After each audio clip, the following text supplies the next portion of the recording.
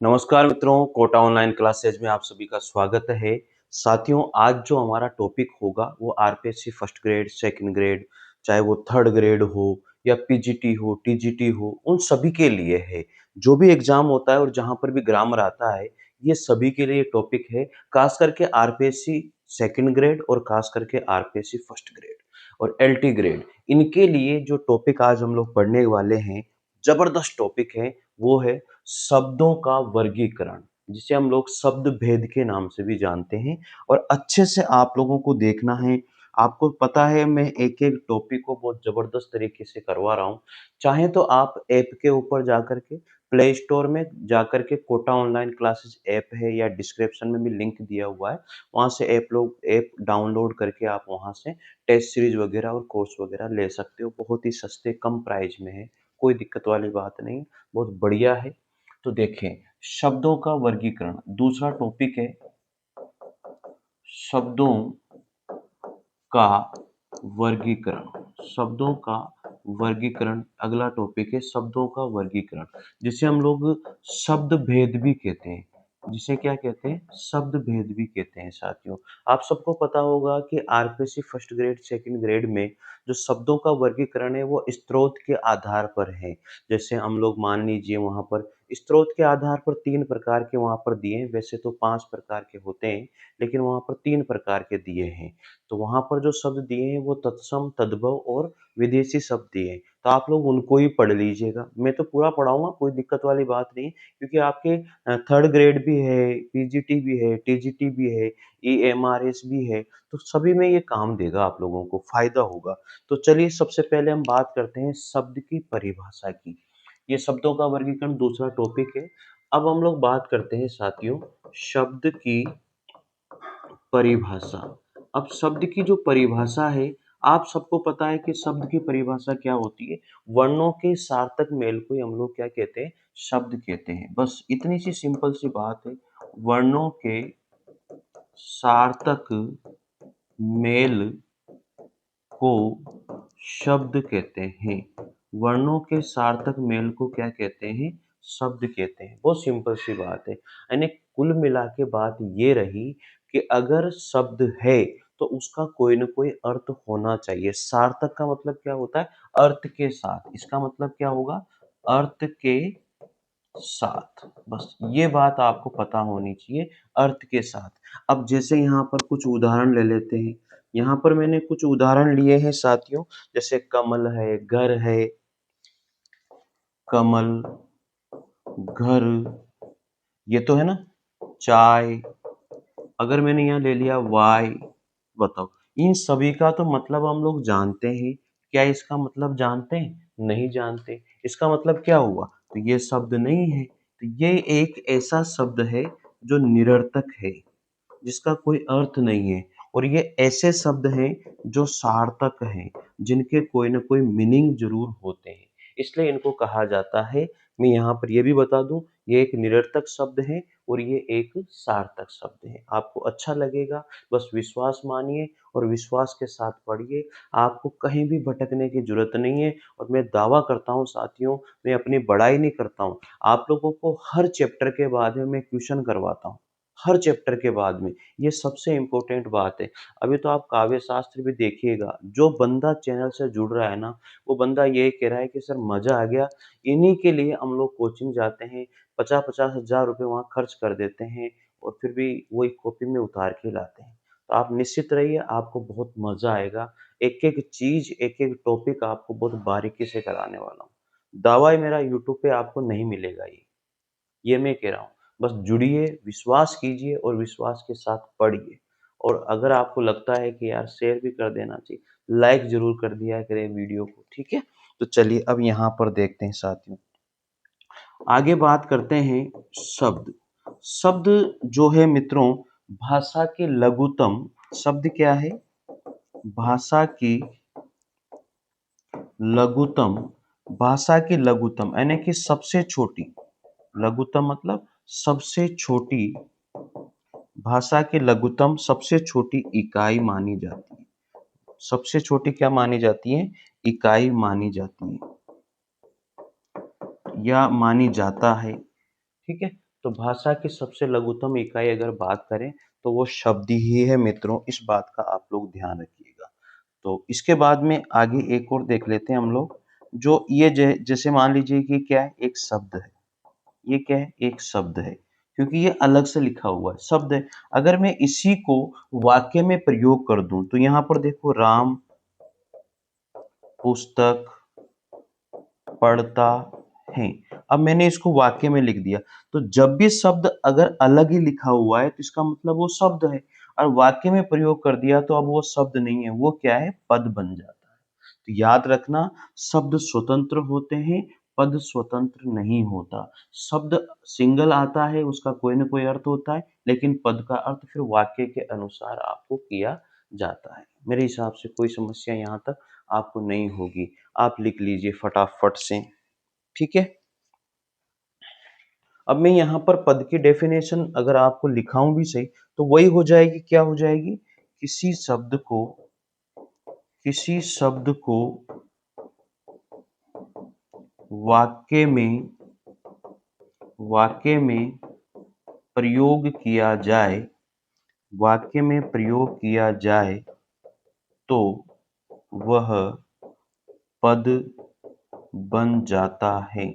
किसी शब्द को अगर वाक्य में प्रयोग किया जाए तो वो क्या बन जाता है, पद बन जाता है। तो ये तो रही हमारे शब्दों की बात। अब हम लोग जो शब्द है उनका पूरा एक डायग्राम बनाते हैं और उस डायग्राम से समझते हैं कि शब्द होते कितने प्रकार के। ठीक है भाई, यहाँ तक कोई समस्या मुझे नहीं लग रही, कोई समस्या होगी चलिए कमेंट जरूर कर देना अगर अच्छा लगे तो। बढ़ते हैं आगे, हटा रहा हूं मैं इसको ना, स्क्रीनशॉट ले लो फटाफट। चलिए अब देखो अगला, अब यहां पर आता है शब्द के भेद। शब्द के भेद, अब शब्द के जो भेद हैं उनको कितने भागों में बांटा गया है, तीन भागों में बांटा गया है। कितने भागों में, तीन भागों में। एक तो उत्पत्ति के आधार पर, और एक रूप या प्रयोग के आधार पर, एक रचना के आधार पर। तो यहाँ पर तीन भागों में हम इनको बांट देते हैं, ठीक है। तो तीन भागों में हमने बांटा। सबसे पहले उत्पत्ति के आधार, उत्पत्ति के आधार पर बांटिए, व्युत्पत्ति के आधार पर। व्युत्पत्ति, इसको ही स्त्रोत कहते हैं,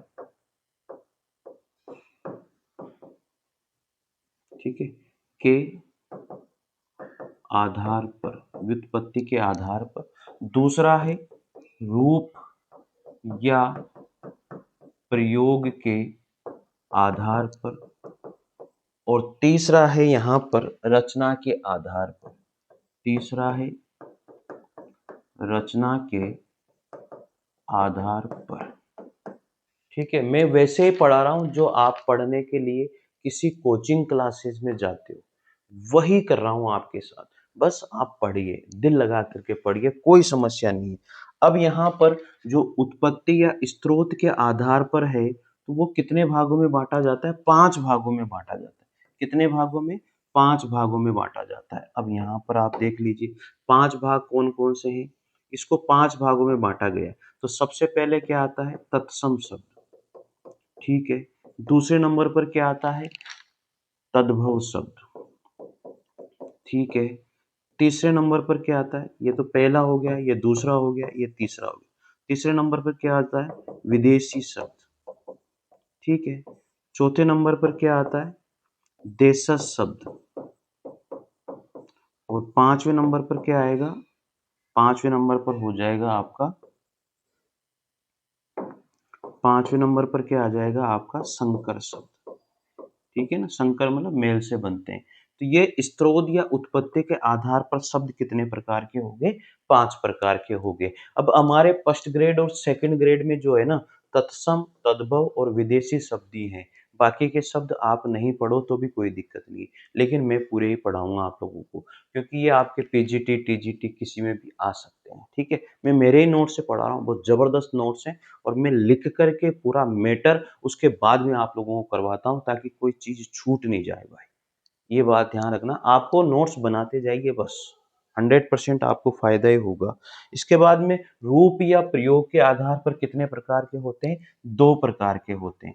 तो रूप या प्रयोग के आधार पर 2 प्रकार होते हैं, इस बात का आपको ध्यान रखना है। एक तो होता है विकारी शब्द, जिनमें विकार उत्पन्न हो जाता है लिंग, वचन, काल, कारक के अनुसार, जिनमें विकार उत्पन्न हो जाए। विकार मतलब क्या होता है? परिवर्तन होना। दूसरा है अविकारी शब्द। क्या होता है? अविकारी शब्द। ठीक है। इसमें इसके बाद में रचना के आधार पर जो है 3 प्रकार के होते हैं। कितने प्रकार के होते हैं? 3 प्रकार के होते हैं। तो सबसे पहला जो होता है वो होता है आपका रूढ़ शब्द। कौन सा होता है? रूढ़ शब्द। ठीक है। इसके बाद में दूसरा क्या होता है? यौगिक शब्द होता है। ठीक है। इसके बाद में आपका तीसरा क्या होता है? योग रूढ़ शब्द होता है। योग रूढ़ शब्द। तो इस तरह से जो शब्दों का वर्गीकरण है हम लोग यहाँ पर बांट लेते हैं। ये पूरा का पूरा हो गया। उत्पत्ति या स्रोत के आधार पर, रूप प्रयोग के आधार पर और रचना के आधार पर। तो उत्पत्ति या स्रोत के आधार पर 5 भेद हैं: तत्सम, तद्भव, दिविदेशी और देशज। और रूप प्रयोग के आधार पर विकारी और अविकारी। इसके बाद में यहाँ पर रचना के आधार पर रूढ़ शब्द, यौगिक शब्द और योग रूढ़ शब्द में हम लोगों ने इसको बांटा है। अब सबसे पहले हम लोग पढ़ेंगे उत्पत्ति या स्रोत के आधार पर। तो उत्पत्ति या स्रोत के आधार पर जो शब्द है, लिख लिया होगा, स्क्रीनशॉट ले लीजिए फटाफट। चलिए आगे बात करते हैं। अब पहले नंबर पर हम लोग आ जाते हैं। पहला नंबर क्या है? व्युत्पत्ति, उत्पत्ति या स्रोत के आधार पर, के आधार पर शब्दों का वर्गीकरण, शब्दों का वर्गीकरण। उत्पत्ति या स्रोत के आधार पर शब्दों का वर्गीकरण। ठीक है। शब्दों का वर्गीकरण बहुत सिंपल सा है, अभी अभी हम लोगों ने समझा है, कोई परेशानी नहीं है। तो कितने भेद माने गए हैं? इसके 5 भेद माने गए हैं। आसानी से आप लोग वापिस से इसका एक और डायग्राम बना लीजिए। तो सबसे पहले वही तत्सम शब्द, दूसरे नंबर पर वही आपका तद्भव शब्द, तीसरे नंबर पर आपका वही विदेशी शब्द, और चौथे नंबर पर आपका वही देशज शब्द, और 5वें नंबर पर आपका वही जो है होता है संकर शब्द। कौन सा? संकर शब्द। तो इस तरह से हम लोग इसको बांट सकते हैं। अब यहाँ पर ही आप लोग समझ लीजिए, ऐसे शब्द जो संस्कृत के हैं, जिन्हें वैसे के वैसे अगर हिंदी में प्रयोग में किया जाए तो वो तत्सम शब्द कहलाते हैं। और ऐसे शब्द जिनका प्रयोग जो है संस्कृत से बदल करके प्रयोग किया जाए वो तद्भव शब्द कहलाते हैं। विदेशी शब्द जो विदेशी भाषाओं के शब्द हैं जिनका प्रयोग हिंदी में किया गया है, ठीक है, तो उसको विदेशी शब्द कहलाते हैं। और देशज शब्द ऐसे होते हैं जो कुल मिला के बात यह है, हमारे देसी भाषी शब्द जिनको हम कहते हैं, क्या होते हैं वो? देसी भाषी शब्द, है ना, जिनका कोई जो है कहीं से भी नहीं लिए गए और वो यहीं उत्पन्न हुए हैं, यहीं पैदा हुए हैं, तो वो देशज शब्द होते हैं। संकर शब्द यानी कि 2 शब्दों के मेल से या 2 भाषाओं के शब्दों के मेल से बने हैं, तो वो संकर शब्द कहलाते हैं। ठीक है। तो इन सभी की डेफिनेशन भी हम लोग लिखेंगे, कोई बड़ी बात नहीं है। तो सबसे पहले अब बात करते हैं, ये लिख लिया होगा। अब सबसे पहले हम बात करते हैं यहाँ पर तत्सम शब्द। सबसे पहले क्या करेंगे? तत्सम, तत्सम शब्द। अब तत्सम शब्द क्या होते हैं? तो तत्सम शब्द क्या होते हैं इस बारे में भी आप थोड़ा सा लिख लीजिए, क्योंकि लिखना बहुत जरूरी है, परिभाषाएं बहुत आनी चाहिए। वे शब्द जो संस्कृत के समान ही, वे शब्द जो संस्कृत के समान ही, वे शब्द जो संस्कृत के समान ही हिंदी में प्रयुक्त हो रहे हैं, समान ही हिंदी में, हिंदी में प्रयुक्त हो रहे हैं। वे शब्द जो संस्कृत के समान ही हिंदी में क्या हो रहे हैं? प्रयुक्त हो रहे हैं, जिनके लेखन एवं उच्चारण में, जिनके लेखन एवं उच्चारण में, जिनके लेखन एवं उच्चारण में किसी तरह का परिवर्तन नहीं हुआ हो, किसी तरह का परिवर्तन नहीं होता है, किसी तरह का परिवर्तन नहीं होता है, तो उन्हें क्या कहते हैं? तत्सम शब्द कहते हैं। तो उन्हें तत्सम शब्द कहते हैं। ये तो बात आपके समझ में आ गई। अब यहां पर ही बात कर लेते हैं दूसरे नंबर पर तद्भव शब्द। तद्भव शब्द, तो इसकी डेफिनेशन वही परिवर्तन हो जाता है, तो वहां पर क्या हो जाएगा? तत्सम शब्द। वे शब्द जो संस्कृत के शब्दों, वे शब्द जो संस्कृत के शब्दों के, वे शब्द जो संस्कृत के शब्दों के सरल, संस्कृत के शब्दों के सरल होने से बने हैं, सरल होने से बने हैं, सरल होने से बने, या फिर ये कहें कि संस्कृत के ऐसे शब्द जो हिंदी में उनको परिवर्तन करके प्रयोग में लिया जाता है, तो वो तद्भव शब्द कहलाते हैं। बने हैं, उन्हें तद्भव शब्द कहते हैं, तद्भव शब्द कहते हैं। ठीक है, यहाँ तक ये दोनों डेफिनेशन आप लोगों को लिखनी है। अब इसके बाद में हम लोग प्रमुख तत्सम एवं तद्भव शब्दों को देखेंगे, कौन कौन से तत्सम शब्द हैं और कौन कौन से तद्भव शब्द हैं। मैं पूरे लिखाऊंगा, आपको कहीं भी भटकने की जरूरत नहीं है।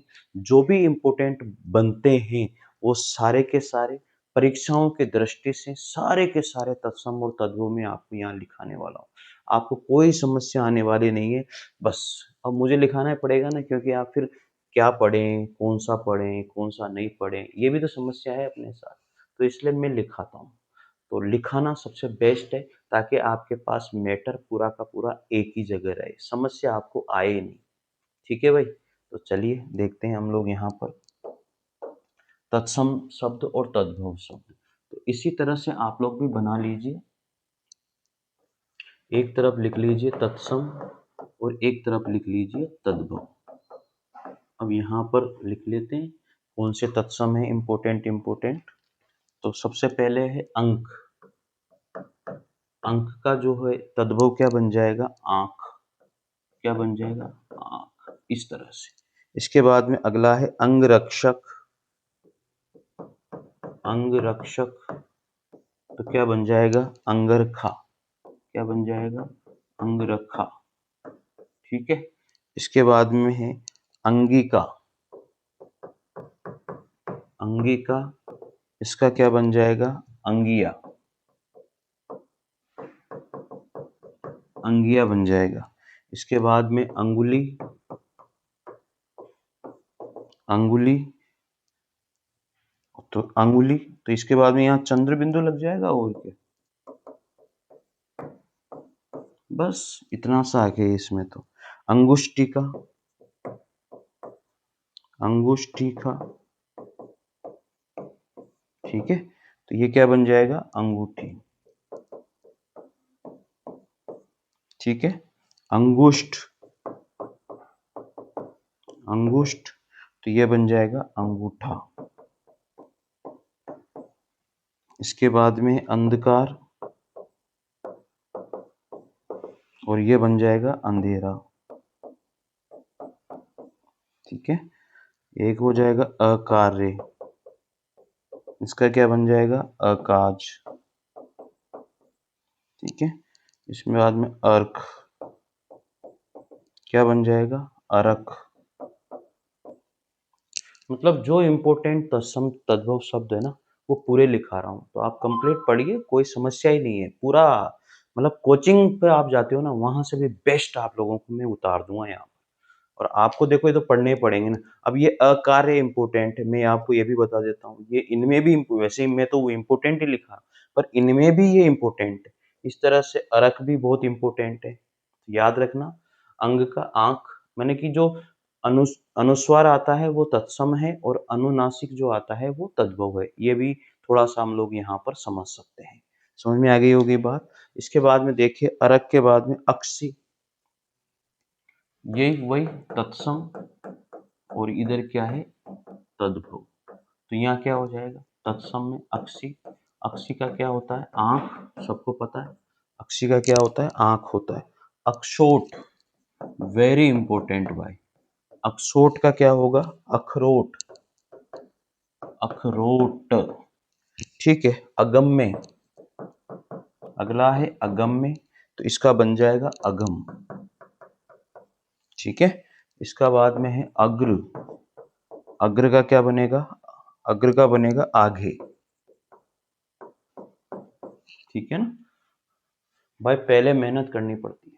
पहले मैंने मेहनत करी है अपने इसमें, रजिस्टर भरे हैं। देखो आप लोगों के लिए तो मेहनत नहीं आ रही, अब इस मेहनत को मैं आपको दे रहा हूं। अब आप सोचिए, तब माना जाता है टीचर। पहले खुद मेहनत करें और फिर बच्चों को बताएं, और लगे वाकई में कि हाँ यार ये चीज तगड़ी है। आपको विश्वास करना है बस। जुड़िए आप, पढ़िए आप, आपको कोई समस्या ही नहीं आएगी, मेरे दावा करता हूं मैं आपको। ठीक है। अग्र का क्या हो जाएगा आगे। अज्ञात, अज्ञात का क्या हो जाएगा अजान। अज्ञात का क्या है अनजान है वो। अटालिका, अटालिका, अटालिका क्या हो जाएगा अटारी। ठीक है। अन्यत्र, अन्यत्र, अन्यत्र का क्या हो जाएगा अनत, तद्भव। इसके बाद में अर्चन, अर्चन का अर्चन, ये हो जाएगा। अक्षु, अक्षु का क्या होगा आंसू, ये इंपॉर्टेंट है। ये क्या हो जाएगा आंसू। अर्चन भी इंपॉर्टेंट है। ठीक है। एक है अज्ञात और अगम्य है, तो ये इनमें भी ये थोड़े बहुत और अच्छे इंपॉर्टेंट। तो स्क्रीनशॉट ले लीजिए फटाफट से, जल्दी से फटाफट लिख लिया होगा मेरे हिसाब से। बढ़े आगे, चलिए आगे देखते हैं इसी क्रम में। अब है लिख लिया आंसू। आभीर का अहिर, तो वही तत्सम, और यहाँ पर तद्भव। ठीक है भाई। चलिए तत्सम और तद्भव में हमने लिख लिया था अश्रु तक। आभीर, आभीर का अहिर। ठीक है। और आदित्यवार का इतवार, आदित्यवार, इसका बन जाएगा इतवार तद्भव। फिर देखो आगे आम्र, आम्र, आम्र का हो जाएगा आम। अमित्र, अमित्र, अमित्र का अमित। अमित मतलब शत्रु। ठीक है। इसके बाद में आम्रचूर, आम्रचूर, तो अमचूर हो जाएगा इसका। आश्चर्य, आश्चर्य, अचरज, आश्रय, आसरा, आलस्य, आलस, आषाढ़, आषाढ़, इस तरह से। ठीक है। तो ये लिखिए आप। और कोर्स भी है, वो ऐप के ऊपर है। ठीक है ना, तो आप वहाँ से अपना कोर्स भी ले सकते हैं। टेस्ट सीरीज भी है, वो भी ऐप के ऊपर है। जो भी लेना चाहें, ग्रामर की, साहित्य की, जो भी आपको लेना आप वहाँ से ले सकते हैं। और नोट्स अगर मंगवाना चाहते हैं हिंदी साहित्य के, ग्रामर के, तो आप लोग फ़ोन नंबर दिए हुए हैं डिस्क्रिप्शन में, वहाँ जा कर के आप लोग व्हाट्सएप मैसेज कर सकते हैं, आपको पूरी डिटेल बता दी जाएगी। ठीक है। तो ये हो गया आषाढ़ तक। उसी तरह से यहाँ पर वापिस से वही तत्सम अपना, और ये है इधर तद्भव। तो कहाँ तक हो गया आषाढ़ तक हो गया अपना। आषाढ़ के बाद में है इक्षु, इक्षु जो है उसका हो जाएगा ईख। बहुत इंपॉर्टेंट लिख कर एक फिर लिखा रहा हूँ भाई तुम्हें, ये मान लेना बहुत मेहनत है इनके अंदर, लिख लेना। इष्टिका, इष्टिका, ईंट, ठीक है। इसके बाद में उच्च, उच्च का क्या हो जाएगा, ऊंचा, यानी कि जो अनुनासिक है ना वो तद्भवी है ये मानो, ठीक है ना। उपालंब,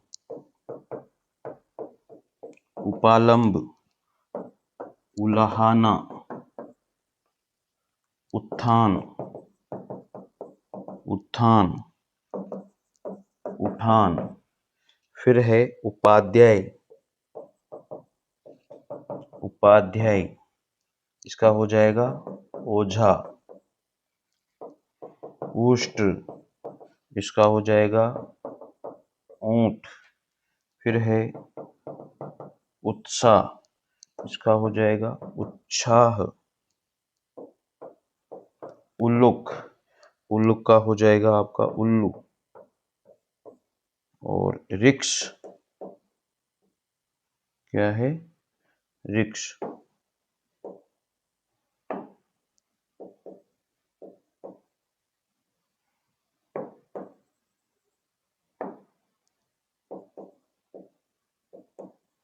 रिक्स, इसका रींच हो जाएगा, रींच। ये इंपॉर्टेंट है, उल्लू भी इंपॉर्टेंट है और ऊंट भी इंपॉर्टेंट है और उपालंब है आपका, अच्छा, और इक्सु है। तो इनमें ये अच्छे इंपॉर्टेंट है, तो इनको लिख लीजिए, ठीक है। अभी और भी हैं, यहाँ तक हमने लिखा है, पर आज के वीडियो में हम इतना ही करेंगे और फिर कल के वीडियो में देखते हैं आगे से। तो रिक्स तक आप लिख लीजिए और इनको पढ़ना भाई, बार बार पढ़ोगे ना तो ऑटोमेटिकली याद हो जाएंगे, ठीक है ना। तो लिख लिया होगा आप लोगों ने। और मैं आपको बता रहा था वो हिंदी साहित्य के नोट्स, तो बता देता हूँ आपको, ये रहे देखो, मैंने जो है अच्छे से नोट्स बनाए हैं। ये रहे आपके हिंदी साहित्य के नोट्स, भाग 1 और भाग 2, पूरे हैंड रिटन है, मेरे खुद ने बनाए हुए नोट्स हैं। ये देखो पूरे हैंड रिटन है, मस्त, मजा आ जाएगा आपको। और ग्रामर के नोट्स अगर मंगवाना चाहते हैं, ये ग्रामर के नोट्स ये भी पूरे हैंड रिटन ही हैं, तो आप इनको भी ले सकते हैं, वो आपकी इच्छा है। बाकी पढ़िए यहाँ से, अच्छी बात है, और इनको लिखिए। मैं रोज, आपको पता है कि टॉपिक जो है मैं अच्छी तरह से करवाता हूँ, मैं घास नहीं काटता यहाँ से, और घास काटना भी नहीं है मुझे, स्टूडेंट का भला होना चाहिए, ठीक है। अब वो आपकी इच्छा है, आपके ऊपर है, जो भी आप लेना चाहें, नहीं लेना चाहें तो आप यहाँ से पढ़िए ना, कोई समस्या ही नहीं, ठीक है। तो अच्छा लगे तो कमेंट जरूर करना, और कितने स्टूडेंट जो पढ़ रहे हैं उनका कमेंट मेरे पास आना चाहिए। और टेस्ट सीरीज वगैरह लेनी है तो आप ले सकते हैं, 3rd grade, 1st grade, 2nd grade, ठीक है। धन्यवाद आप सभी का, और आगे फिर हम लोग इसको कंटिन्यू करेंगे, अगला टॉपिक भी यही अभी कंटिन्यू चलेगा जब तक पूरा नहीं हो जाएगा। Thank you. चलिए स्क्रीनशॉट ले लीजिए।